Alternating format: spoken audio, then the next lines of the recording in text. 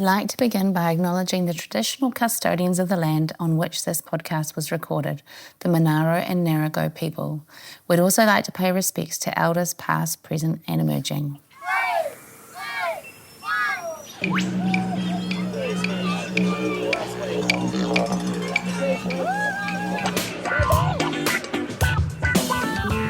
1. We celebrate Further Faster.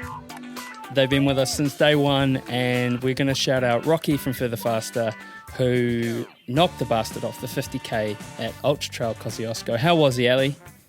He looked great, to be honest. I saw him before his race. Seemed pretty cool, calm and collected, and then I'm pretty sure I saw him at the finish line too, looking sweet. So, yeah, walk in the park for him. And we will never talk about whatever happened in between those two moments. No. No. What goes on trail stays on trail. Exactly. But the point is, he owns the best independently owned outdoor store in the known universe. He's the real deal. He's out there. He's cycling. He's running. He's tramping. He's hiking. He's running ultra marathons. You're not going to get that with your big box store, are you? So go to furtherfaster.co.nz. They're incredible. We're heading into summer. Big races are on the horizon. They've got what you need. Go to furtherfaster.co.nz or visit them at 57A Buchan Street, Sydenham, Otatahi, Christchurch. And once again, Rocky, congratulations, brother. This has been a long time coming, and we're so stoked for you. It goes something like Further Faster, they're in Christchurch. Rocky is hairy and so is Badger. Jules is nice and Jacob is delicious. Go to Further Faster now. Oh, Further Faster, they're in Christchurch. Rocky is hairy and so is Badger. Jules is nice and Jacob is delicious. Go to Further Faster now. Dirt Church Radio. Episode 353 of Dirt Church Radio, your trail and ultra marathon podcast. I'm Matt Raymond. I'm Ali Pottinger. And I'm Andrew McDowell. So it all appears that we are in a place where the weather isn't that great. How's your weather, Ali? Yeah, it's probably the same, to be honest. I thought that I'd get back to Canberra and it'd be pretty sweet, but it's kind of 18 degrees with cold winds and the occasional shower, and it doesn't know what it wants to do. Yeah, what about you guys? Good day in Canberra, isn't it, mate? Aw. Turn it up, turn it I up. love Canberra as well. Do you know one of the things I love most about Canberra is that there's a suburb of Canberra named Yass. Yes. Okay. Yass, Yass. How's the weather in Tamaki, Andrew? Well, I have towels all over my floor because my house was built in 1904 and leaks like a sieve when it rains as heavy as it just has in the last 2 hours. So I don't love that amount of rain. Yeah, I'll fix my roof one day. Anyone got 20 grand lying around? That'd be great. I do actually. Thanks, man. We were out I've got a trust fund. We were out in the forest before with the dogs, and it was raining so hard that the puppy Rocket was cowering. Ooh. His tail tucked between his legs, his ears, poor little Poppet's ears peeled back. It was hectic, and it is muggier than 2 rats rooting in a wool sock. I tell you what, it is nasty here. It is that was hot. Delightful. It is swamp. Well, prove me wrong. I'll wait. I've no I've desire. never heard that saying before, and I wonder where you're going with it. And, yep, pretty cool. So we're hot and wet, you're cold and wet. But, Ali, tell us, Anyone had any sleep this weekend? I've had heaps. How's your weekend been, mate? What have you been up to? It has been a big old long weekend. So, been up at Ultra Trail Kosciuszko in the Snowy Mountains on the microphone there. And, it's been good fun, kind of, big days. Thursday, so it starts on a Thursday, the race, which is quite different, so I totally lose track of the days. So Thursday, Friday, Saturday are the races, and, just catching up with people. And actually one of the cool things, I think I messaged you guys, was that I had lots of people come up to me just saying, like, they absolutely love listening to us and that we do a great job and thank you, and wanting photos, which is weird. But it was like, it's actually nice because I was like, I didn't realise I had all these friends that I didn't know about. So it's really cool. Is this Australians saying nice things about us? Yeah. Far out. Yeah. We really have broken barriers, haven't we? This is great. We have. And so what was the race like? I mean, I will admit, so I am at a place of, if there was a Venn diagram and there were three things and I was in the middle where FOMO was, that would be me. So there's Ultra Trail Kosciuszko, and I totally, right, like I serve at the pleasure. I'm so stoked that Nick and Bero and you and Martin got and ripped it up there. But man, it was like, I didn't get to go to the circus this year. And Lola, our daughter, who, you know, those of you who've been hanging in for Dirt Church Radio for a while, you know, she's busted out a couple of trail marathons. She interviewed Chris McDougall. She spoke to Eric Orton. She's been around. She's in Japan at the moment. So she's just gone. She's self-funded a trip to Japan with her best friend since like kindergarten. They've gone for 3 weeks. So they left on the weekend and now are getting like barraged with photos of cool stuff in Japan. So you just had ultimate FOMO weekend. I'm sorry. yeah, it's Matt. been We missed FOMO you. squared. Yeah. We did miss you, but Japan, is she just on a holiday? On holiday, yep. What's she doing? What was she doing before? She was in Shibuya at that famous crossing with the big cat. Yeah. So just hanging out, just living her best life. So yay for her. beyond proud. But look, what was Kosci like? Was it cold and hot, cold and rainy, hot, cold? What was it? What was the vibe? Was it snowing? It was. So the first Thursday, Friday were beautiful days, but they were quite windy, but you know, like mountainous windy. So very cold, but in good running conditions probably when you're down in the valleys, a little bit trickier up top. But they had epic snow drifts that they got to run across and stuff. So that there's some beautiful photos come out of that, and so that was pretty cool. And then Saturday, it kind of all turned to custard a bit with the rain and hail and electrical storms. But you know what? Like, if it was easy, everybody would do it, eh? I saw a bunch of like content of people finishing in all their compulsory gear again, like waterproof pants, seam seal jacket. I was like, oh wow. Yeah. So Saturday night, I said to Martin, I'm going to count how many layers I've got on, and I had 6 layers on my top, and I think I had 4 on the bottom. Yeah. So I looked like a Michelin man. I was just like, yeah, it's cold. I thought it was fun seeing some of the social media. They do a good job there with sort of, you know, like following the runners just as they're coming in, you know, like the view of the last few 100 meters to the finish line for the 100K winner and things like that. And I really find that stuff good because I think an important part of running these really long races is that visualization of the finish. Because I think if you get to a point where you're really low halfway through a race and you're sort of trying to find those things that will pull you out and stop you from, beware of the chair. Sometimes that visualization of like, yeah, but just what's it going to feel like when you're running those last 200 meters, when you're going under the arches, when everyone's there cheering, like what's that going to feel like? And sometimes that's what really, pulls you out of that fug. And I think seeing it actually following the people coming through to that finish line and filming them and showing you that hopefully inspires and helps other people figure out ways to get the job done when you're at that low point in the middle of a race. I firmly believe Kosci is an underrated race. 4th year this year? Yes, so next year will be 5th. Yeah. It's it feels like it's getting embedded, but people, I've certainly... Every time we've been there, it's been epic, and the conditions have been epic for different reasons. But my goodness, it's just. Have you had any sleep? I have had some sleep. I had a pretty good sleep last night. What were your shifts? Were you the night train or were you? So Thursday, I did the 30 and the 50K start, so that was quite an early. So I think we left about 5 a.m. from Thredbo to drive around to Perisher, and then wrapped up there about 11 o'clock in the morning, and then that day went on from 4 o'clock in the afternoon till finish, when our last finishers came in for the 50K. Then Saturday was 2 p.m. till 2 a.m. Oh no, so that's was that Friday? Friday, and then Saturday was 10 a.m. until 4 o'clock when our final finishes came in. Yeah. So, yeah, that. Any last minute heroics? Someone coming in with 45 seconds left on the clock. Was there any of that? There wasn't any last minute heroics. There was some funny stuff. Like one guy came in, like keeping in mind, right, I've talked about snowdrifts and I've talked about how absolutely cold it was and having 6 layers and stuff.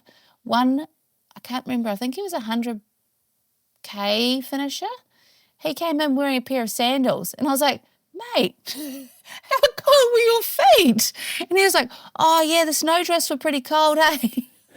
Wow. Once they're numb, right? It doesn't matter. Well, there was the dude who did the 50 last year, remember? And he just did them in he did it in a banana hammock. Like, that was all he was wearing. He had his, do you remember that? Yeah. He was such a nice, he was a lovely, lovely human being, by the way, as well. Like a mankini? What do you mean by banana hammock? Just Like a pair of budgie Speedos. smugglers. Just budgie smugglers, mate. I turned around at the start line and He I was was trying like, to kind of pin his bib on. He was like, because, he's living his best life. But, incredible. Because you finished down that hill too. Like, that's the thing. Like, I talked to Rocky. We talked about it in the ad, but I talked to Rocky the next day. I was like, how'd you pull up, mate? He said, I was so sore because the last point of that race, you go up Dead Horse Gap up to the Eagle's Nest, which is like the second highest point in Australia, and you come in straight back down the ski slope. Just blitzing the legs. Incredible. And then, your travels, you're home for like a night, and then we're going to Nelson. spectacle. Yeah. So it's good. It's a big patch of time, but it's going to be a good patch of time. Yeah, I'm enjoying it. I do have to tell you a funny story. So there are a few moments where I had quite unintended, inappropriate, but really hilarious things that came out of my mouth on the microphone. And Bound to one happen. of them was, one of them was at, I can't remember which start line it was. It was either the 30 or the 50K. And every start line, we always have a bit of banter about how it's like a mullet, right? Business at the front, party at the back. And I am familiar with that, Yeah. The serious BMX got the mullet. The serious pants runners are at the front, all kind of being serious and thinking about their big race and how they're going to throw down. And then you get further back and people are like just having a laugh. So I just want a serious runner to be cool. That's what I want. They are are cool. Yes, they are. They're their own animal, but they're not having a laugh at the start, are they? And you want them to have a laugh. Like that's third to fifth wave, that's the party time, isn't it? Yeah, so we've got through the first 2 waves at this race, and then I'm like, so team, we must be mid-head now. And then I'm like, oh no, I just said mid-head. And so then I was like, crown, we're at the crown. Oh, God. And then I was thinking, The crown of mid-head. If I don't say anything about being mid-head, nobody will notice, so I'm fine. Were you going for mid-pack? Is that what you're going for? Well, No, she was making the mullet reference. So this is the Yeah. front of the mullet here. And if anyone can hear that scratching into the mic, that's the front, right? Yeah. And there's the back. Yeah, there's the back of the mullet. It's all And fluffy. here is the mid-head It's mid-head. Or the crown. or the crown. I got it now. Okay, sorry, a bit slow. Some I ideas don't don't think I'm translate gonna- over the mic, or maybe they do. So yeah, I'll try not to do that again. It's amazing, Andrew. You have been very clear in the past about you're not a crowd guy. No. If ever you want to, it's almost like one of the 4 pillars of being in trail running is being on the mic at an event. It's pretty cool. Like if you ever want to give it a shot, but it's 12-hour shifts. That's a lot. 2 p.m. to 2 a.m. is a long time. Were you getting sleep? Were you fighting the sleep monsters or? No, do you know, normally I try and avoid sugar and stuff like that because then you end up feeling trash after an event. But this time I was like, I've got to stay up till 2 a.m., which is really New Zealand 4 a.m. Yeah. So I'm going to have a Coca-Cola, and me on Coca-Cola was great. I was like full caffeine, sugar, happy days. Made it through till 2 a.m. I was stoked with life. And the Yeah. athlete services, do they look after you? Of course they do. They're amazing. Although some of them were out running. So Ben and Sarah were doing the 100K. So they had a little internal Ironman race going on. 4 of the Ironman team were doing the 100K, and they were like, who's going to come in first? And so it was pretty cool. Pretty fun. And what about you, Andrew? How's your recovery after the Y2K going? Andrew from the future here. Since Matt asked about Y2K, I wanted to just talk about something that was mentioned on the Aid Station podcast last week. I was asked what I thought of the course marking, and I gave it a rather sort of not much thought put into it, 3 out of 10, as almost a little bit of a knee-jerk reaction sometimes when you're really close to when the race actually happened and maybe you're still feeling things a bit. That 3 out of 10 is grossly unfair. It certainly wasn't fair to Gareth and all the work that him and his team put into making an event like this happen. So apologies to everyone in the team involved, and nobody got lost. Everything was fine, and it was a heck of an adventure. So, yeah, I hope your curiosity has been piqued and you get on down there and give it a go sometime. All right, then, back to the show. I walked straight into a horrendous work week and no chance whatsoever to sort of get any rest. So it's just been go, go, go. Wife's birthday yesterday as well. So just go, go, go. And trying to get running Happy in. birthday, Emma. Yeah, Really. birthday, Yeah. Emma.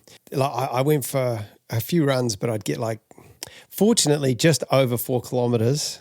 Oh, no. Over the Just K by point. chance. It was just by chance. I wasn't aiming for it. It wasn't a target. It's not a target. Oh, Andrew. It's a goal. And- It's a state of mind. Disgusting. And I was just like, oh, mate, I feel so crap. I'm just calling it now. And I just, make a beeline back to the house or the car, wherever I was, often at cricket training.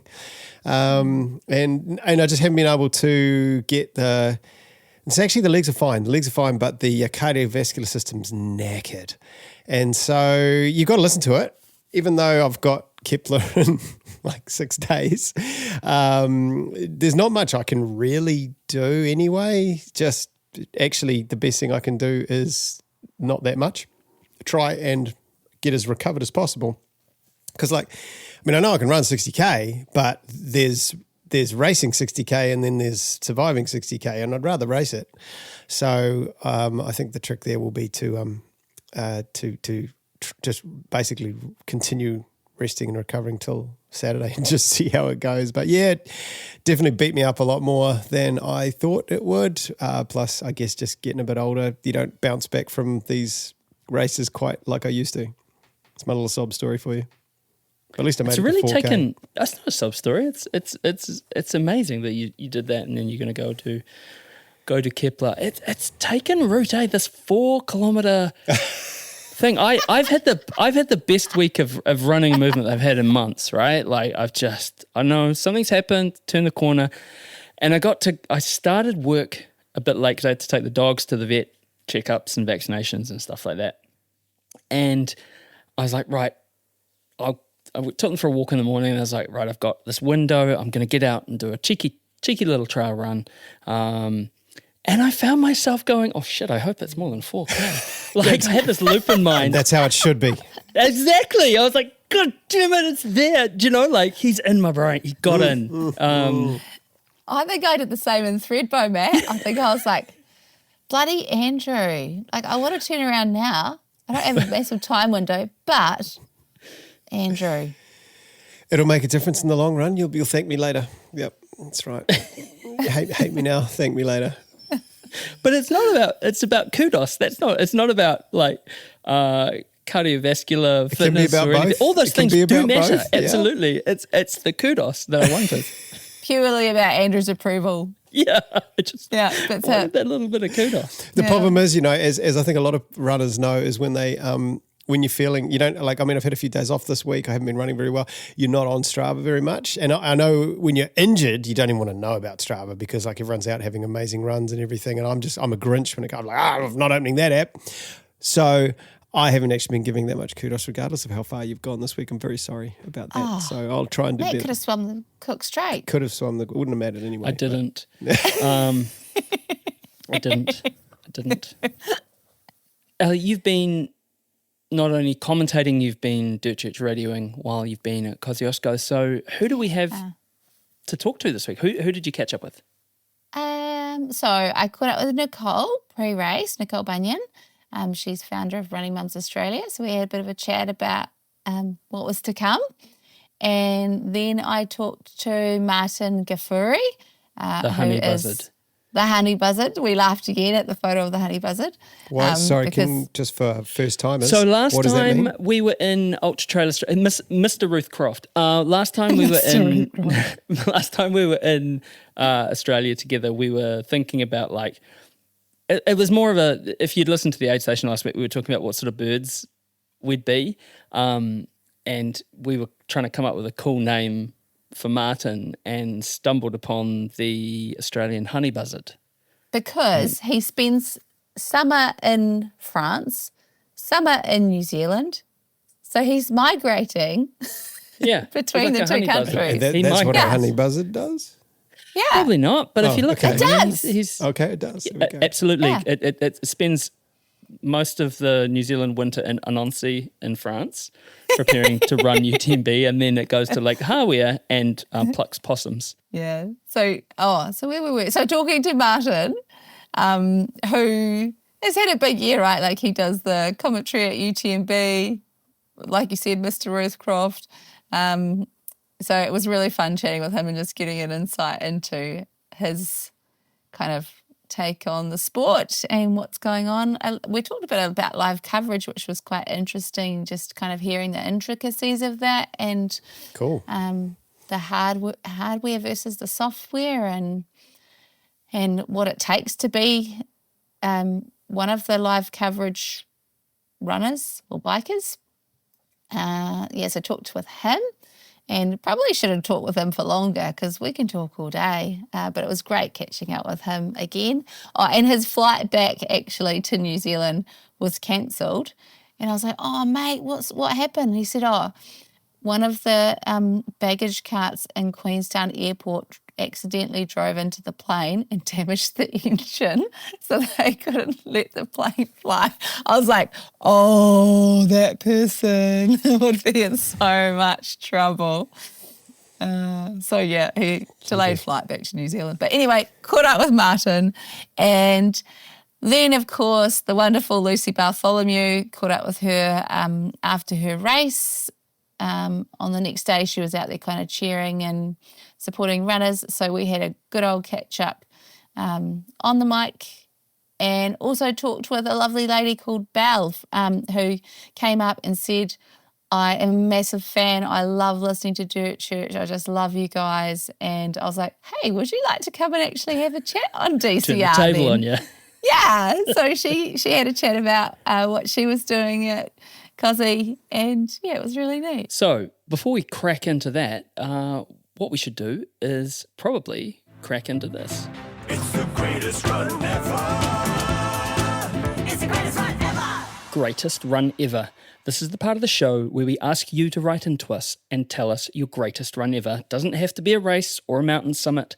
Might just be a run around the block. Something that's sung to you for some reason. Send them in to us at dirtchurchradio@gmail.com. And this greatest run ever is from Carol Robertson, and it is dedicated to one Andrew McDowell. Oh, great. Oh, God. Oh, no. What did she say? You have to listen to it to find out, mate. Oh, I'm curious now. Greatest run ever. Because runs aren't about results. They're about the memories shared, the highs and the lows, the camaraderie, the learnings, and the desire to always improve. 24 hours, world champs, Albi in France. Representing your country is a huge honour and something never to be taken for granted. The World Champs in Albi was a chance for redemption after an injury-stricken race 2 years prior. The conditions, I would say, were perfect. Starting in gloves and arm warmers, the temperature quickly rose to what I call perfect running weather. The Poms and Canadians were dripping sweat and using ice bandanas. My shirt was barely wet. The race was going perfectly to plan, the goal always to keep 6-minute K pace for as long as possible. Usually this lasts about 12 hours, but on this day I just kept going, keeping to my run 2 laps, which is 3 kilometres, walk 200 metres, while taking in nutrition and repeat. I didn't even reach for the music for at least 10 hours. The distance was flying by. The stomach turned a little at 8 till 10 hours, but I got back on track. At 18 hours, it turned again, and I started failing my nutrition plan, not eating. This can only go on for so long, and I knew the consequences if I failed to eat, but I didn't want to take anything in. 200 kilometres clicked by in 20.5 hours. I was flying, but knew my body would fail at some point. It only took another 2 laps. I stopped in the team tent, lay down. I was done. My legs were shaking. I felt like I would collapse out on the course if I continued, and I had been vomiting the last hour or so, and nothing had stayed down. Step in the crew. 2 of the girls had been medically pulled from the race hours earlier, but they'd returned to the course and were walking it out. I was convinced to join them. Flanked on either side, the girls held me up. We walked. I vomited. We laughed. I cried. The final 3 hours flew by, and it is a memory I will never forget. The final lap, we were draped in NZ flags. This is what it's all about. Ultra running is far from a solo sport. Those photos, walking with the girls, Dawn and Viv, is a memory I will forever cherish, and that is what has made this my greatest run ever. Until Japan, hopefully, sharing some laps with Andrew.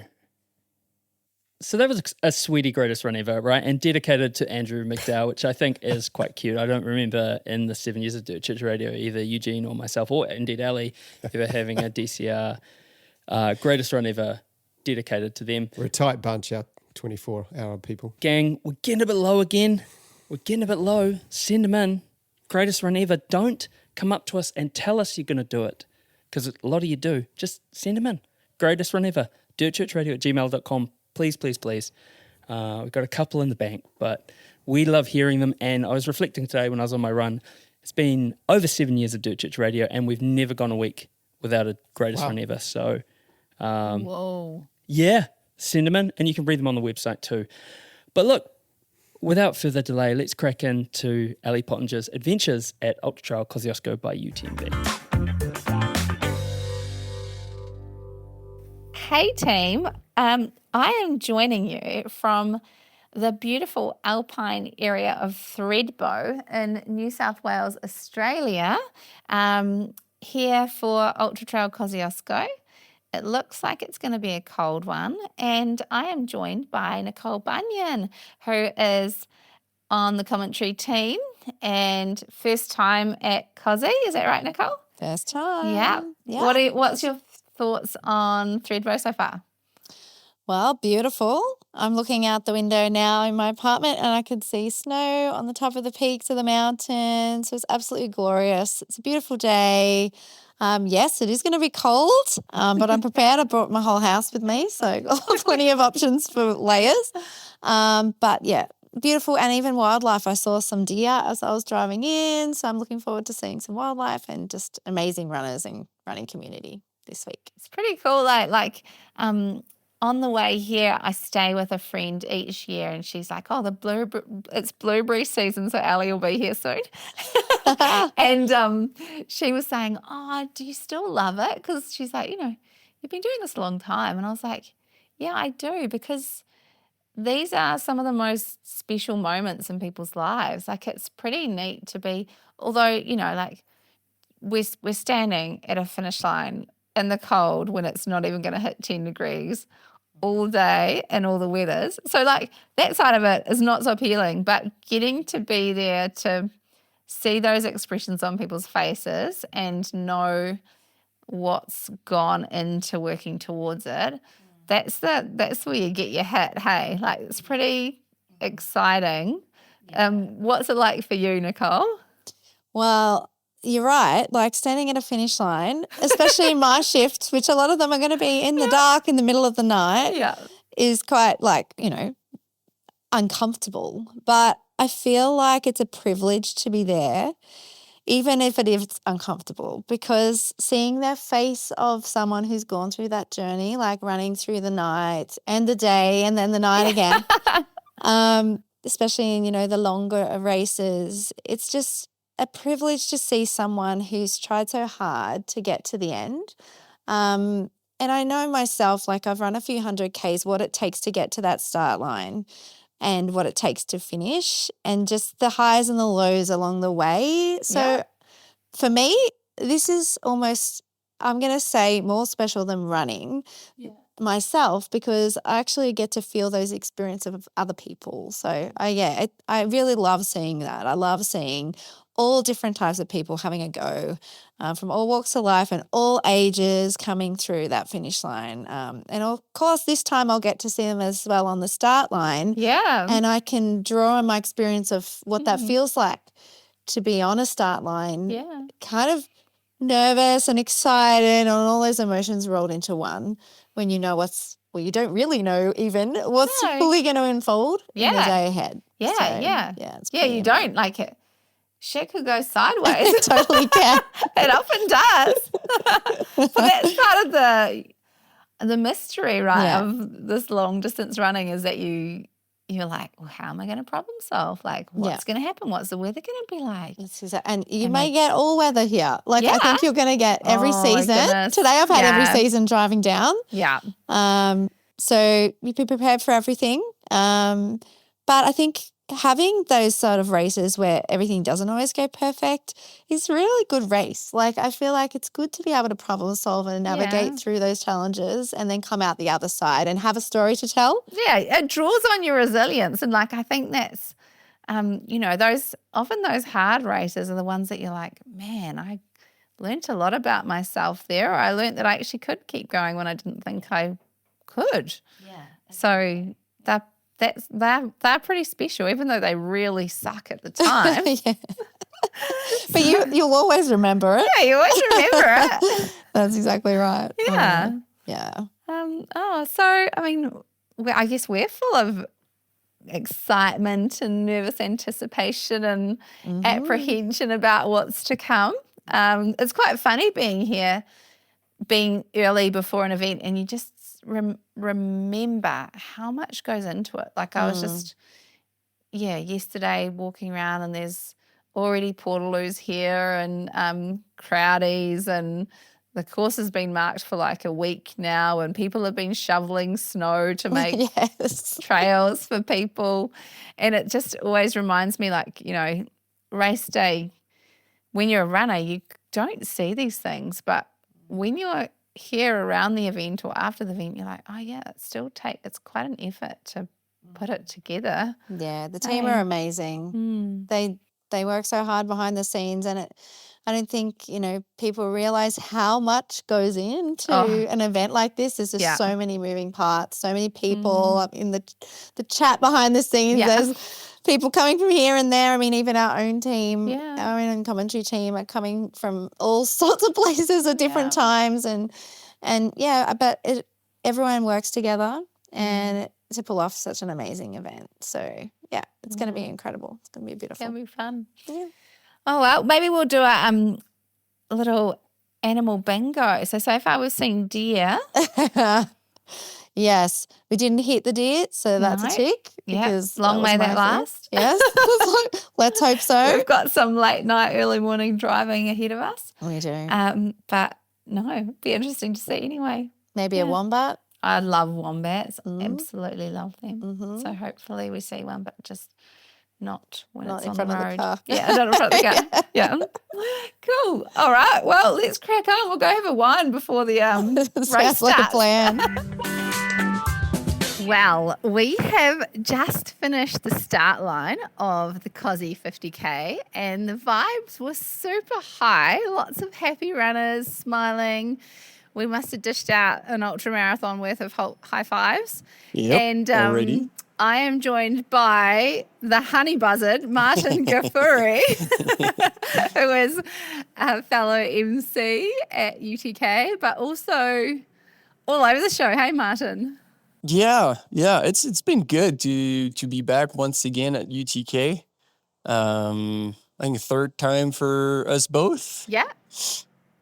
And always a special place in Perisher. We were lucky with the weather. A bit cold, a bit windy, but the sun is out and people were stoked.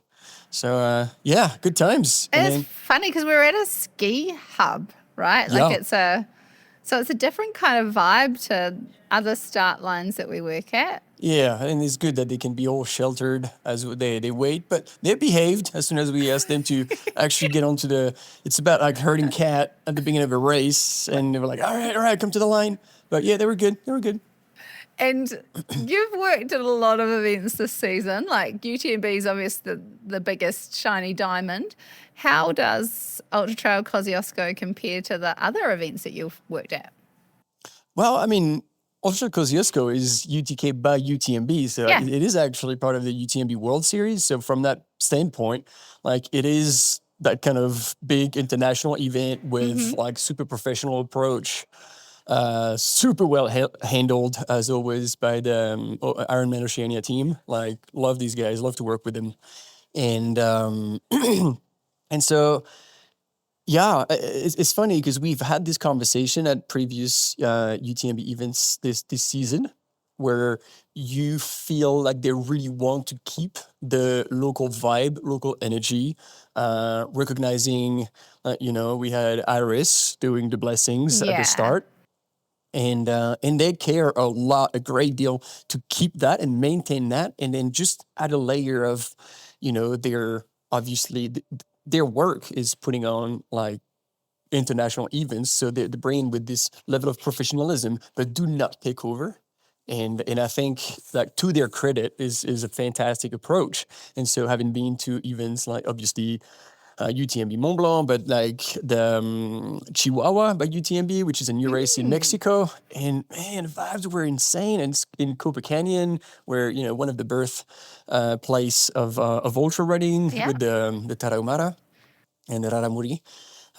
So yeah, plenty of really good experiences in the UTMB World Series, and then also like some of the other races that I do, but more for the live commentary than emceeing. Yeah. With like Golden Trail Series, there was Worlds this time, World Trail Majors, a bit of everything. Yeah.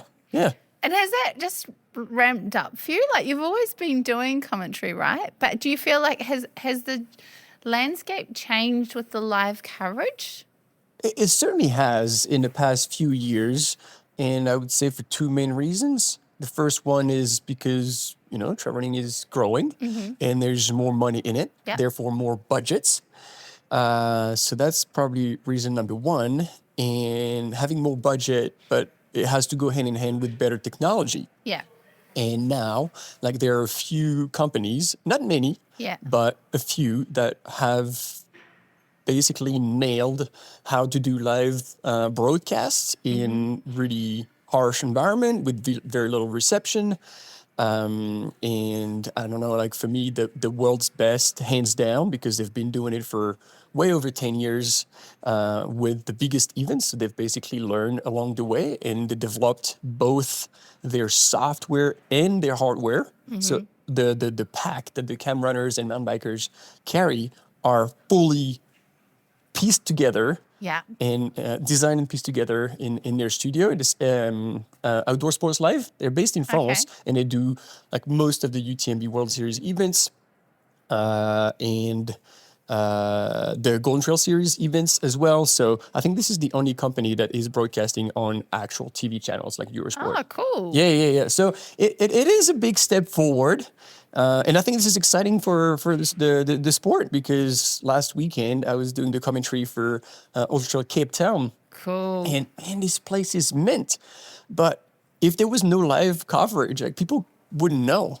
But by seeing and basically having a POV of the runners across those beaches, mountains, scramble parks, like people watching this in the chat, they're like, holy moly, this is a beautiful place. And that certainly draws attention. Definitely would create some FOMO.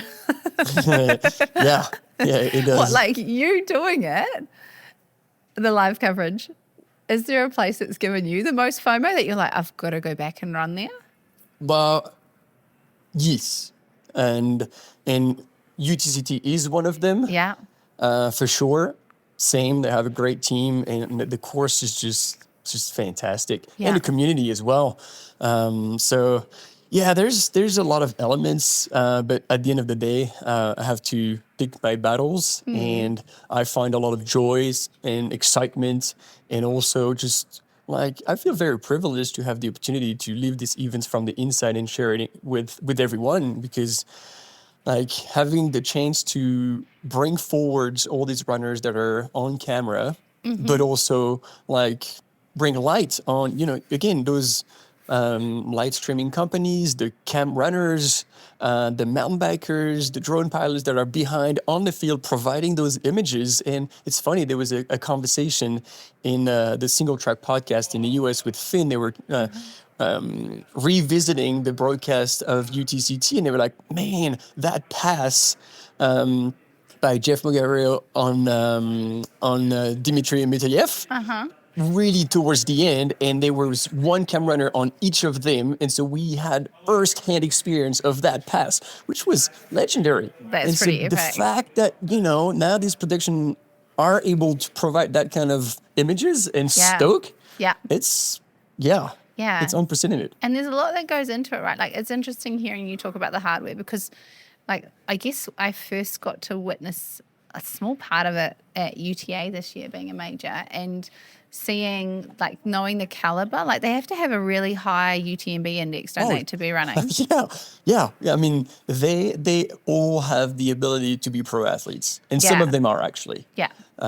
Because as much as you feel like, they're leapfrogging each other and only doing sections, like when you think that they have to carry a pack that is, sure, it's getting lighter, but it's still about a kg and a half.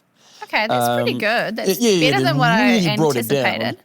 I mean, for the ones that were at UTA, which is Outdoor Sports Life, then they have they carry the GoPro, and then they need to obviously keep up with the runners. Yeah. They are runners themselves, so they are always mindful of not getting in the way of the athletes. But last long enough so when they get through the aid station, they have the awareness of, oh shit, I need to drink a little bit. I need to eat myself as well. So it is a big job. And as much as we've had quite a few people reaching out, it's like, oh yeah, can I be a camera runner? I was like, good luck. How fast do you run? And can you keep up? And there's actually very few who can do the job properly. Because if you can run fast, that's one thing. But again, like keeping the runners in the frame and then having the understanding of what the audience is watching. Yeah, that perspective. So then you're like, okay, I'm behind the runners, but then I'm going to look ahead and, there's some room on the side and there's actually a super nice view on the other side. So I'm going to pan, go to the side and have a bit of a traveling to like aside the runner. So there's a lot that comes into play. And now there's a team about like 10, 15 cam runners that I could like get the names of that are like really world class at it, and you can see it. Like the images are clear. It's moving around the runners. It's never bothering them. It's becoming a professional job. Yeah, it's amazing how the sport is changing. Yeah, I was just gonna say, just like me doing live commentary. I mean, it was in 2013 the first time I did it at UTMB. Yeah. And at the time, they were like, oh, yeah, we want an English channel. Hey, dude, what do you have planned this weekend? And I'm like, I could make time. And I was like, I had no idea. I had never done it before. Yeah. But, you just get excited, talk about like what's going on. And at the time, literally nothing was going on because we didn't have camera runners. It was all fixed cameras and here and there. And you're scrolling the app. Oh, yeah. It was painful. And now the problem is almost the opposite. We have too much content. Yeah. So then it's like there's a different way of consuming that live broadcast. It's during ultras, people tune in and tune out, depending on either when they can during the day or, for the big moments, the start, the finishes. And then there are the very short races like Golden Trail Series where, they're 2.5 hours. And because they're just so short and punchy, there's almost always something going on. And so people are just like watching a movie. They just sit down and they're glued to it from end to end. So you're just going to talk double speed because you're like, so-and-so's past here and da-da-da. Oh, yeah. Like people will tell me like, oh, yeah, when you do Golden Trails, like you spend like 2.5 hours doing the commentary. So it's not as hard. But oh my goodness, it's a very different pace. Yeah. Very different pace. And it's also like far more pushing the content, like, in a like basketball game or soccer game, where you're just constantly commenting the action, while in the ultras, it is far more open and it's interactive. We get the chat, everybody can get involved, asking us questions. So it's very two different ways to consume the live broadcast for the same sport. Oh, it's pretty cool. I always enjoy hearing you, seeing you, and the energy that you bring. And I guess I can see lots of runners gathering, so we probably better get ready for our next lot of runners. Yeah. Now we have the 30K runners and still quite a few waves. Yeah. And it's good. Hopefully the wind died down a little bit. And and the sun's come out and warmed things up a little bit more. That's it. It's a bit chilly, but good running weather. Yeah. Oh, yeah. Perfect running weather. And it's only going to get better with as the day progresses. So hopefully we'll see them all across the finish line in Threadbow.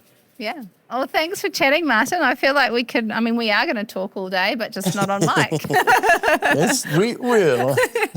Well, thanks, Allie. I am coming from Friday Flat, where the finish line is, and we've just had presentations for the 30 and the 50K races. And I'm joined by Belle, who listens to DCR. And So where are you true. from, Belle? I'm from Sydney, from a place called Pitt Town.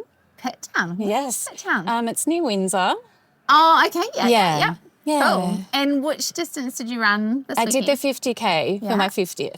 For your 50th? Yes. When is your 50th? So it was in November, 10th of November. 10th of November. Oh, Yeah. so pretty not long ago. Yeah. And this is how you celebrate? Yeah, yes, with my beautiful friends. So boy. 5 of us came down for the event and yeah, it's been amazing. Yeah. And so now are you here until Sunday?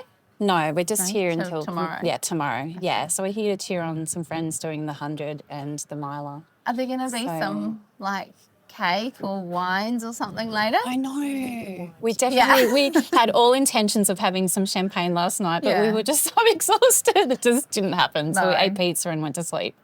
But Sounds yeah, good. yeah. It's like a birthday party. Yeah, Oh, no, it was a lovely. mini celebration with a celebration to come. So That's yeah, cool. yeah. And so, but you didn't run with your friends, you ran separately. We all ran it separately. Oh, yeah? We all trained well together and trained hard together and had a really fantastic journey with That's the so fun. 16-week block. Yeah. And yeah, we were separate at some time, so we had you in our ears. Did you? when we were training? Absolutely. Yeah. So And what were the highlights of the run yesterday? there's so many. I mean, it's just so picturesque and definitely running, like going across the snow and just stopping for a moment to take it all in the crazy wind. It's very windy. Yeah, I was a little bit of a sook coming back down. All the emotions. Oh. Yeah. So lots of tears flowing. Was it? Oh. Was it your first 50? No, it was my second 50. one. But yeah, it was so different to what I'd experienced last time. Yeah. So What was yeah. the 50 that you did before? UTA 50. Oh, cool. Yeah. So it was lovely to come and just tick this one off. And it's quite different terrain, isn't it? Yes, absolutely.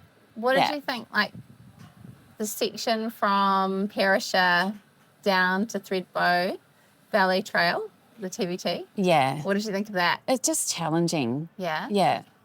Yeah. Had a big stuck at about 27 Ks. Oh, no. So yeah, But it you're was okay? Yeah, I'm fine. It was just I mean, I think trail running is hard in the sense also that it's just so picturesque. It's just so stunning.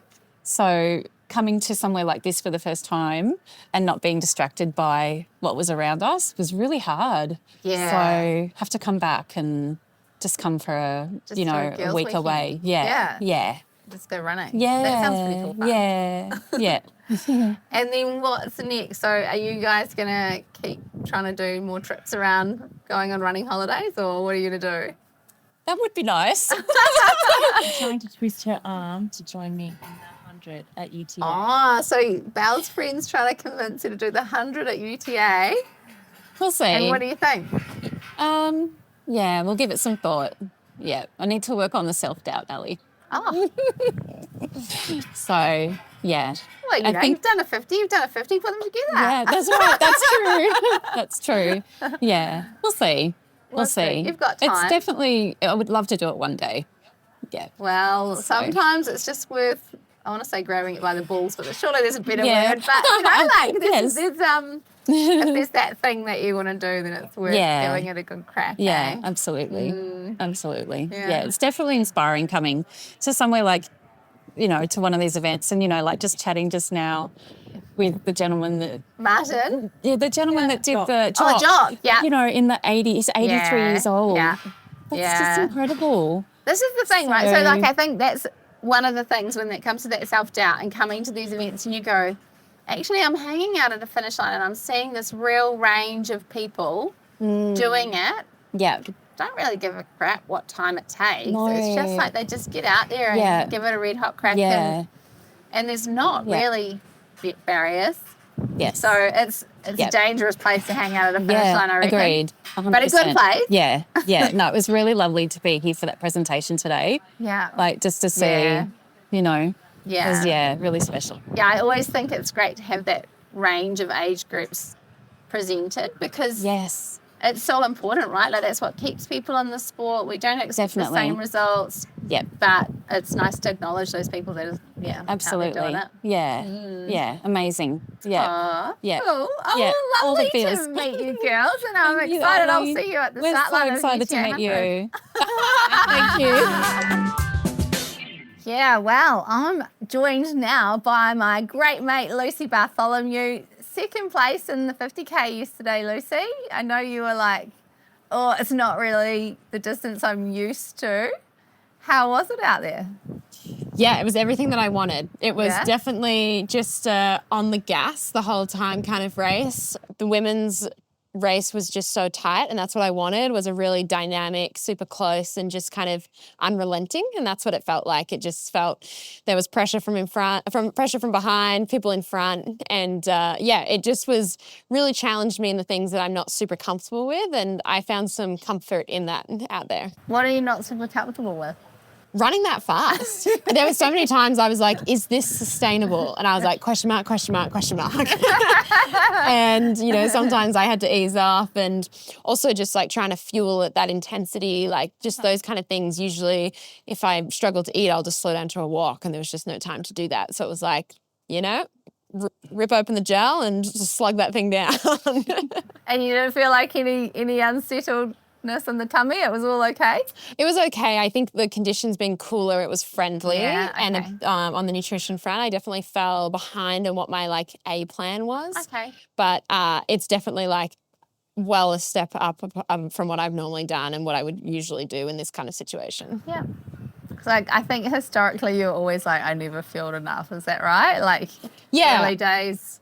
Yeah, it was I just, run on the good vibes and the fresh air, and got away with it. But now with the women's racing in the fields and the intensity, you've got to keep up or drop off. And so it's really cool to be learning again still. That's the cool thing about the sport though, right? There's always learning to be had, no matter how long you've been in it.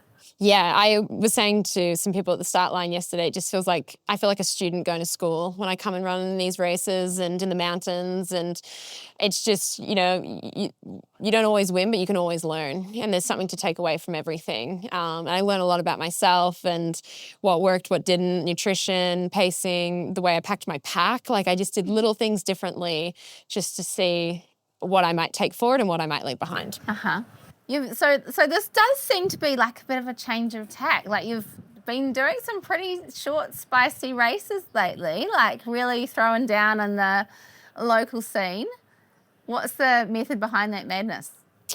Yeah, I just came home from UTMB and overseas and felt like usually I come home and it's that post-race, post-big race, feels like the season's done kind of feeling, and I just really kind of take my foot off. But this time I just felt this really big motivation to do stuff that put myself out there and get back into the Australian scene and race distances that don't break me. They're not as long. They're kind of training distance hours and kilometres.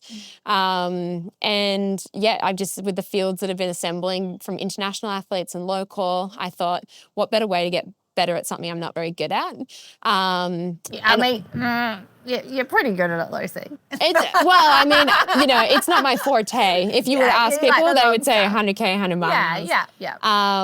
And also I think I really wanted to, when I put on a bib, sometimes I'm my worst enemy with it, is that I put so much pressure on it because I don't put a bib on all the time for these long races. So I think just that exposure therapy of putting bibs on constantly, showing out regardless of where I am in my cycle, how I'm feeling, where I'm at in training, and just lining up and rolling the dice and realizing that you pop out the other end, good or bad. And there's kind of like the difference between a race day and a training day is a bib and some company and tables of snacks. True, yes, that for you. That's one of the bonuses, right? And maybe that extra little carrot dangling of having somebody in front of you or someone behind you that you're like, oh, actually. Oh, in every race I've done, I feel like I've exceeded my, what I thought I could do. And I think that's because of the people that I've been lining up with. So I owe them, the competitors and the women out there and the men as well, that have kind of like pulled me through and lifted me. Rising tide lifts all ships. Yeah. So it's been cool to see that in the Aussie scene. So what's on the cards for you for the next year then? Well, it's all kind of, it's lottery season. So next weekend is when we find out for Western States and Hard Rock. Okay. So the two lotteries. You're in for both of them? I'm in for both of them, 4 years in both. Okay. And do you have one that you're like, I want to get in there more? Oh gosh, no, I don't really. I kind of feel very just at peace with whatever comes my way is what's meant to be. And because of those question marks around those races, I found it hard to commit to the next thing until I know that. Mm-hmm. Those lotteries will put a line through things and it will, in my mind map of ideas, it'll shoot me in a direction. So if none of those are lucky enough, then it will be to try my luck at a golden ticket at Tarawera and get on that rabbit chase again. Fun. And I love that about Tarawera is that we see that real ding-dong showdown, like, from people all over that are like, give me that golden ticket. Yeah, and it's a course that just like anyone can come out of the woodwork for it. Yeah. It's, it's a hard and fast course, but it's still 100 Ks. I learned that last year. It can be the 100 Ks is a long way. And it takes a well-rounded athlete that nutrition's well, that paces well, has a good mindset, has a healthy body. And I'm excited to line those jigsaw pieces up come February. Well, I think we've got a pretty sharp Lucy at the moment by the looks of things from what happened yesterday. So I'm excited to see what happens in February. Mostly I'm coming to see Ali, Carrie and Sebastian. Let's be real. He hasn't seen you yet and he's excited. He was like practicing his cheers for Lucy yesterday. Go, Lucy, go. And watching old videos of him cheering for you at races. So, I think we better have a Sebastian catch up. Yeah, for sure. He's got till February to get that nail. Yeah. He's thrown. We actually play a game at home where he has the cowbell and I'll run around this like loop in our house and he'll cheer for me and then we'll swap over and we'll practice our running races. So I think we're putting too much emphasis on training for the running. We need to practice the cheering element as well. So I appreciate that. Yeah, we'll practice and maybe the sign game here has been strong. So maybe super strong. He's not amazing yet with his writing, but we can try and work on a sign game. Yeah, well, I might get Dad to practice his cheering at my house as well. I'll run around and he can let out some cheers. Will he come over for Tarawera? I was thinking that after yesterday, I was like, I think I'd really like him there. So it'd be cool to get him back as well and have all my families come together. Oh, that would be lovely. Yeah, that'll be cool. Well, thank you, Lucy. It's always a pleasure chatting with you, and I'm looking forward to getting a bit more time with you in February. Hell yeah.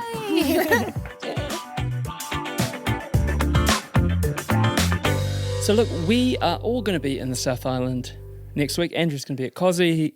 No, he's not. He's going to be at Kepler. I've got Kosci on the brain. He's going to be at Kepler doing a live show there. Hopefully. Better get organised. You better get organised. We're organised. They'll be organised. It's the Kepler way. It's going to happen. But you're going to be subbing in with Grant Guys. And Ali and I are going to be in Nelson at the Spectacle. So if you are at either of those races, come say hi, give us a high five, hang out. We love chatting with people who listen to Dirt Church Radio and people who are stoked on trail running and what we bring. So, we're going to be... Andrew's running Kepler. Ali and I are in the mic, so just come say hi. It's going to be incredible. But Dirt Church Radio is presented by me, Matt Raymond. Me, Ellie Pottinger. And me, Andrew McDowell. We're on all the podcast platforms, so like, follow, and give us a rating. It really helps. We're on social media at Dirt Church Radio, or you can email us at dirtchurchradio@gmail.com. Going off script, please, please, please send in your greatest run ever. And while you're there, don't forget to sign up to our Substack for a weekly newsletter and the Aid Station podcast. Thanks to our supporters, Further Faster, That's It Squadron, and our Substack subscribers in the DCR Aid Station crew. Stay tuned for our show in 2 weeks when we're going to have a South Island special coming at you. It's going to be about 8 hours long. It's going to be the Joe Rogan of trail running podcast. Please don't align ourselves with Joe Rogan. It's going to be an extravaganza. But good. Mā te wā.